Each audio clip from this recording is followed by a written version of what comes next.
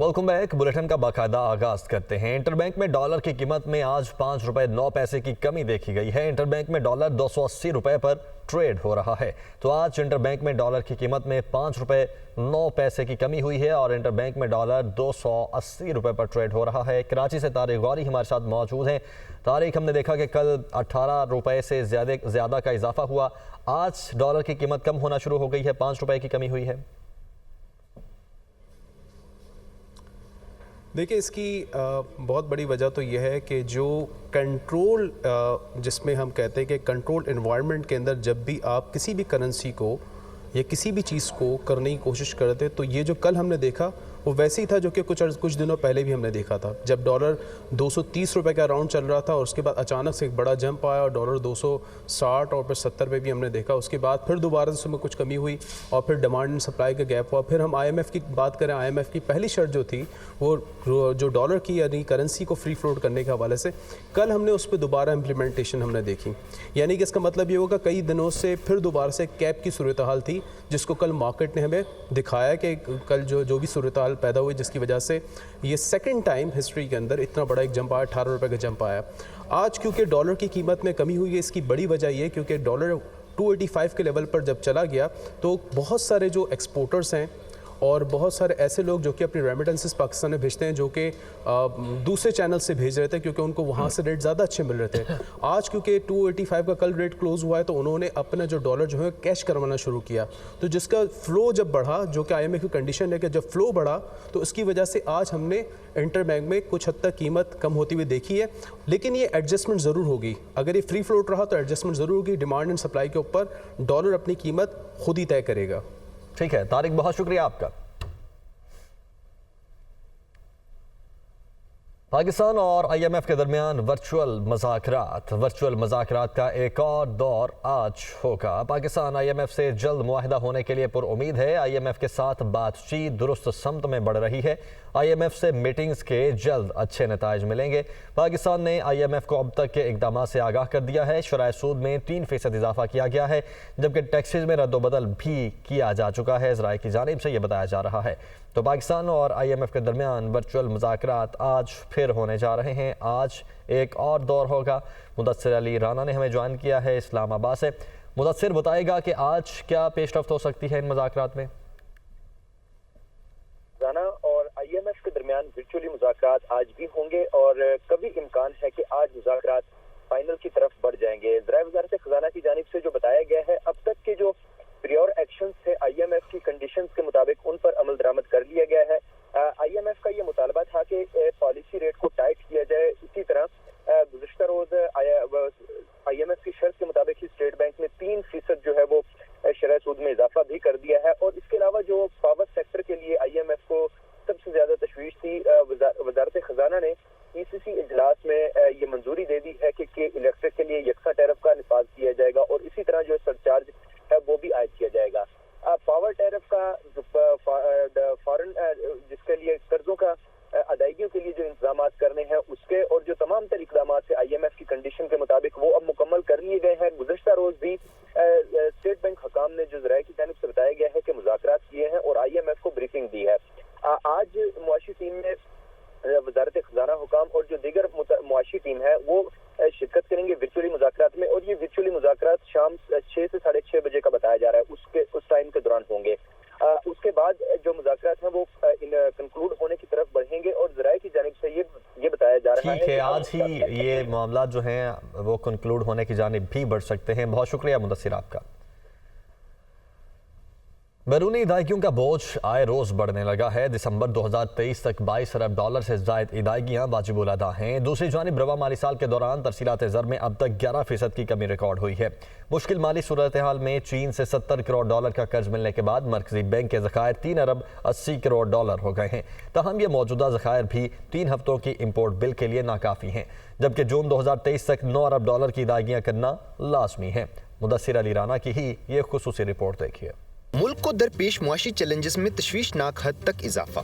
एक तरफ ज़र मुबादला के ज़खायर गुज़श्ता 9 बरसों की कमतरीन सतह पर, दूसरी जानिब दिसंबर 2023 तक 22 अरब डॉलर से जायद की अदायगियाँ बाकी। चीनी कमर्शियल बैंक की जानिब से 70 करोड़ डॉलर का कर्ज मौसूल होने के बाद मरकजी बैंक के ज़र मुबादला के ज़खायर 3 अरब 80 करोड़ डॉलर हो गए हैं। ताहम ये मौजूदा ज़खायर भी 3 हफ्तों के इम्पोर्ट बिल के लिए नाकाफी करार दिए जा रहे हैं, जबकि हुकूमत को जून तक आलमी बैंक, ADB समेत कमर्शियल बैंकों की वापसी के लिए 9 अरब डॉलर का इंतजाम करना होगा।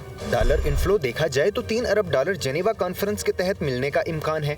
मुआहिदा हो जाए तो 1 अरब 20 करोड़ डॉलर IMF से मिल सकते हैं। सऊदी अरब और UAE से 2 अरब डॉलर मिलने का भी इम्कान है। स्टेट बैंक के मुताबिक मुल्क के मौजूदा मजमूई ज़र मुबादला के ज़खायर 9 अरब 26 करोड़ डॉलर हैं, जिसमें से कमर्शियल बैंकों के पास 5 अरब 46 करोड़ डॉलर हैं। सऊदी अरब की सेफ डिपॉजिट निकाल दें तो हुकूमत के पास न सिर्फ इम्पोर्ट बिल के पैसे नहीं बल्कि अदायगियों का तवाज़ुन बरकरार रखने के लिए 12 अरब डॉलर का शॉर्टफॉल भी है। इक्तिसादी माहिरीन के नजदीक ज़र मुबादला के ज़खायर में अदम इस्तेहकाम के बाइस ही रुपये की कदर में तेजी से कमी हो रही है, जबकि ज़र मुबादला के ज़खायर बढ़ाने के लिए IMF प्रोग्राम नागुज़ीर है, जिसके बाद दीगर मालियाती इदारों से भी डॉलर इनफ्लो बढ़ने का इम्कान होगा। जब ये प्रोग्राम ख़त्म होता है तो पाकिस्तान को एक अगले IMF के प्रोग्राम में लाजमी जाना होगा, चूँकि अगले 4 साल तक पाकिस्तान को हर साल 34 अरब डॉलर जो है वो एक्सटर्नल असिस्टेंस रिक्वायर्ड होगी, जो कि IMF के प्रोग्राम में जाए बगैर नहीं हो सकती। ज़र मुबादला के ज़खायर का जो बेंचमार्क है वो डिपेंड कर रहा है कि क्या उसके लिए पाकिस्तान को वेवर मिलेगा, क्या पाकिस्तान के लिए सिर्फ अश्योरेंस चाहिए चाइना और सऊदी अरेबिया से, या पाकिस्तान को एक्चुअली वो रकम जो है वो मोबिलाइज़ करनी होगी स्टेट बैंक के अकाउंट में। एक माह की औसत मुल्की दरामदात 5.5 अरब डॉलर तक। दूसरी जानिब तरसीलात ज़र में जुलाई से जनवरी तक गुज़श्ता साल की निस्बत 11% कमी हुई, जो 16 अरब डॉलर रही। करंट अकाउंट खसारा भी 4 अरब डॉलर तक पहुँच चुका है। हमारे जो current account deficit related challenges हैं, आई थिंक उसका सिर्फ एक सोल्यूशन है कि आपके जो स्पेशल इकोनॉमिक जोन है, जो CPEC के अंडर है या उसके अलावा है, उसके अंदर आप इन्वेस्टमेंट लाएं, उसके अंदर इंडस्ट्री डेवलप करें, और वो industry generally labour intensive industry हो। डॉलर की शदीद कमी के बाइस नौबत ये आ चुकी है कि अद्वियात के खाम माल समेत बड़ी सन्नतों की LCs भी नहीं खुल रही। मुआशी माहिरीन कहते हैं IMF प्रोग्राम के जायजे में ताखीर न होती तो आज मुआशी सूरत हाल इससे काफ़ी बेहतर होती। हकायक से नजरें चुराकर सियासी फैसलों की बजाय हकीकत पसंदाना इकदामात मुल्क को मौजूदा मुआशी बहरान से निकाल सकते हैं। कैमरामैन खालिद गर्देजी के साथ मुदस्सिर अली राना, दुनिया न्यूज़, इस्लामाबाद। चीन ने दुनिया से पाकिस्तान की माली मदद करने की अपील की है। चीन ने तमाम अफ्रीकैन पर पाकिस्तान के मुआशी और समाजी इस्तेहकाम के लिए संजीदा कोशिशों पर भी जोर दिया है। तर्जुमान चीनी वजारत खारजा माउनिंग ने कहा है कि चीन पाकिस्तान के मुआशी और समाजी इस्तेहकाम की कोशिशों में तामीरी किरदार अदा करने के लिए तमाम अफ्रीकैन से मुश्तरका कोशिशों का मुतालबा करता है। एक सवाल के जवाब में उन्होंने कहा कि चीन पाकिस्तान से माली ताउन करता रहा है और आइंदा भी इक्तिसादी इस्तेहकाम बरकरार रखने, जिंदगियों को बेहतर बनाने और तरक्की के हुसूल के लिए पाकिस्तान की कोशिशों की हिमायत करता रहेगा। एक तरक्की याफ्ता मुल्क की मालियाती पॉलिसीज़ की वजह से पाकिस्तान समेत दूसरे तरक्की पजीर ममालिक को माली मुश्किलात का सामना है।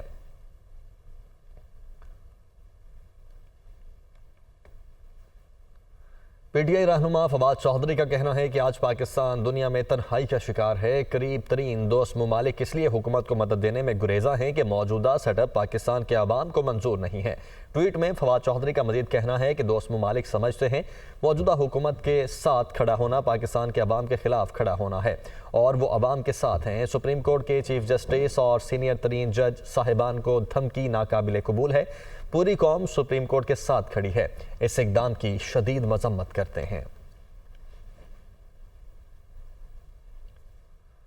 ओवरसीज़ पाकिस्तानियों के वोट के हक से मुतल्लिक दरख्वास्त पर समाअत। दरख्वास्त सुप्रीम कोर्ट में इमरान खान और शेख रशीद और दीगर की जानिब से दायर की गई है। तो ओवरसीज़ पाकिस्तानियों के वोट के हक से मुतल्लिक दरख्वास्त पर समाअत हो रही है और ये दरख्वास्त सुप्रीम कोर्ट में इमरान खान और शेख रशीद और दीगर की जानिब से दायर की गई है और अपना अपना मौक़िफ़ पेश किया गया है। और इस वक्त ओवरसीज़ पाकिस्तानियों के वोट के हक से मुतल्लिक दरख्वास्त पर समाअत जारी है। आमिर सईद अब्बासी हमारे कोर्ट रिपोर्टर हमारे साथ मौजूद हैं। आमिर, बताएगा क्या मौक़िफ़ अपनाया गया है और इस वक्त क्या आर्ग्यूमेंट्स और क्या रिमार्क सामने आ रहे हैं? देखिए, सुप्रीम कोर्ट ऑफ पाकिस्तान के जस्टिस एजाजुल एहसन की सरबराही में 3 रुकनी बेंच समाअत कर रहा है। चेयरमैन तहरीक इंसाफ इमरान खान और अवामी मुस्लिम लीग के सरबराह शेख रशीद अहमद की उस दरख्वास्त पर जिसमें उनका ये मौक़िफ़ है कि इलेक्शन एक्ट में तरमीम करके जो ओवरसीज़ पाकिस्तानियों को वोट का हक़ दिया गया था वो 2022 में नई हुकूमत ने आने के बाद उस इख्तियार को ख़त्म कर दिया है और ओवरसीज़ पाकिस्तानियों को वोट का हक़ ख़त्म कर दिया गया है। इस एक्ट को ये कहा गया है कि जो तरमीम की गई हैं नई हुकूमत की तरफ से ये आइन से मुतसादिम हैं, लिहाजा इनको कलअदम करार दे दिया जाए। ये दरख्वास्त है शेख रशीद अहमद की और इमरान खान की। इस दरख्वास्त पर अब समाअत शुरू हो चुकी है और जस्टिस एजाजुल एहसन की सरबराही में 3 रुकनी बेंच जिसमें जस्टिस मुनीब अख्तर और जस्टिस मज़ाहिर अकबर नकवी शामिल हैं वो समाअत कर रहे हैं और चेयरमैन तहरीक इंसाफ इमरान खान और शेख रशीद अहमद के जो वकील हैं वो इस वक्त दलाइल दे रहे हैं और बुनियादी तौर पर ये इस्तदा की गई है अदालत से कि जो इलेक्शन एक्ट में जब तरमीम की गई थी PTI के दौरे हुकूमत में उसमें ओवरसीज़ पाकिस्तानियों को जो वोट का हक़ दिया गया था और उसमें नादरा ने पायलट प्रोजेक्ट के ज़रिए वो तमाम तर एक्टिविटीज़ भी कर ली थी जिसमें कोई नुक्स सामने नहीं आया था और उसमें नादरा और इलेक्शन कमीशन ने तमाम तर इक़दाम करके ये यकीनी बना दिया था कि ओवरसीज़ पाकिस्तानियों को वोट का हक़ दिया जा सकता है और वो तमाम तर जो मराहिल हैं वोट ट्रांसपेरेंसी और सीक्रेसी के ज़रिए वोट देने का जो इख्तियार है ओवरसीज़ पाकिस्तानियों का वो यकीनी बनाया गया था सुप्रीम कोर्ट के अहकामात की रोशनी में। लेकिन नई हुकूमत ने आने के बाद इलेक्शन कवानीन में तरमीम करके इस प्रोसेस को ख़त्म कर दिया है और अब नादरा ये कहता है कि 1 साल से ज़्यादा वक्त लगेगा दोबारा इस पूरे मरहले को यकीनी बनाने के लिए जिसमें ओवरसीज़ पाकिस्तानियों को वोट का हक़ दिया गया था। और ये समाअत इस वक्त जारी है इन तमाम तर आर्ग्यूमेंट्स पर। बहुत शुक्रिया आमिर आपका। आपको बराह रास्त ले चलते हैं। साबिक वफाकी वज़ीर दाखिला शेख रशीद इस वक्त मीडिया टॉक कर रहे हैं। आपने अपने दौरे हुकूमत में 2 ख़ास अमेंडमेंट्स की थी। एक था कि इलेक्ट्रॉनिक वोटिंग मशीन को इंट्रोड्यूस कराया जाए और दूसरा था कि ओवरसीज़ पाकिस्तानी को वोट का हक़ दिया जाए।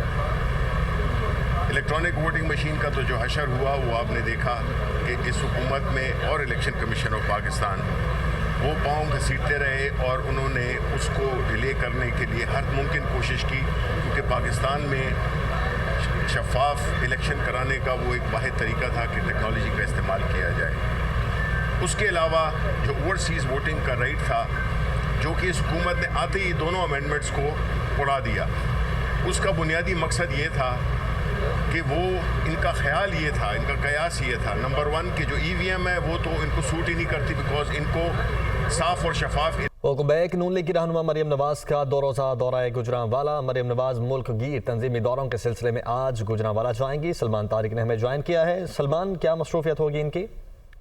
जी, मतलब नून की सीनियर नायब सदर मरियम नवाज शरीफ आज गुजरांवाला का 2 रोज़ा दौरा करेंगे और इस सिलसिले में आज दोपहर के औकात में जाती उम्र अपनी रिहाइशगाह से वो रवाना होंगी। तंजीमी convention Ghulam Hussain park GT road Gujranwala में मुनक्किद होगा जिसमें वो खताब करेंगी और आज वर्कर कन्वेंशन से खताब करने के साथ साथ जो है वो कल के रोज जो है वहाँ पर एक तंजीमी इजलास होगा जिसमें जो है पार्टी के मुकामी सदूर और जनरल सेक्रेटरी शरीक होंगे। इजलास में पार्टी के तंजीमी ढांचे और कारकर्दगी का जायजा भी लिया जाएगा। मरियम नवाज सोशल मीडिया, खवातीन और यूथ विंग के अहदेदारों से भी वहाँ पर मुलाकात करेंगी। मरियम नवाज ने 1 फरवरी से मुल्क की तंजीमी दौरों का आगाज किया था और इसी तनाजुर में आज इनका ये तनाजुर में आज गुजरांवाला जा रही हैं। बहुत शुक्रिया सलमान आपका।